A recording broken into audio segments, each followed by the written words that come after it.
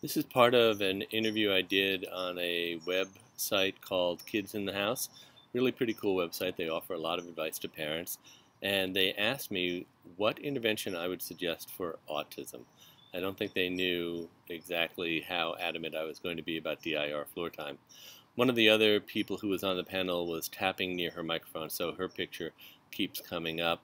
And what ended up happening after I answered this question is that the two other interviewees really wanted to respond and talk about applied behavior analysis.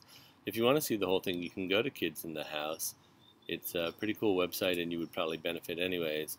You can see the whole interview and see the brouhaha that ensued, but I wanted to just show you my couple of minutes answering the question, what intervention would I suggest? Dr.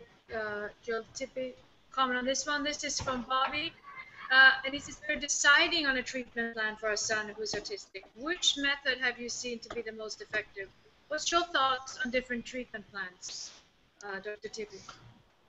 Oh, well, that's like setting up an easy one for me to hit because I only work in the DIR floor time model, and I was previously an applied behavior therapist, and I see the difference. So I only work developmentally. So, the Rebecca School was founded in New York City on Stanley Greenspan's principles, and he consulted to this school, and he's the one who created DIR floor time.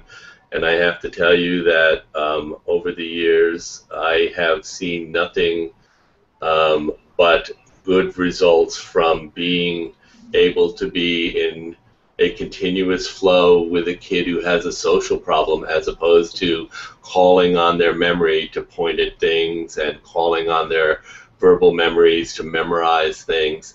These are kids who have, this is a gross generalization, but these are kids who have great memories. The deficit is not in their memory. Their deficit is not in their ability to name things.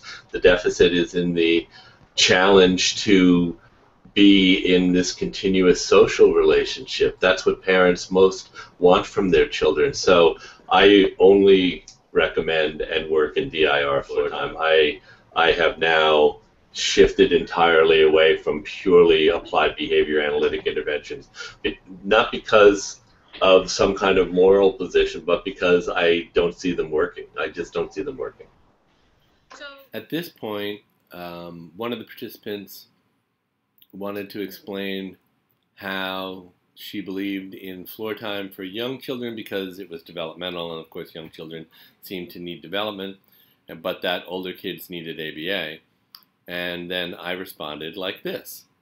Yeah, and I think that's the position that most people take, but it isn't the position that I take, simply because I think most of the behaviors are communications, and I think for the most part when you help a kid rise developmentally, behaviors drop. And we don't cherry pick kids at our school, for instance. So we have kids whose parents might have said they were blind and deaf when we first met them, and kids who probably end up being their high school valedictorians.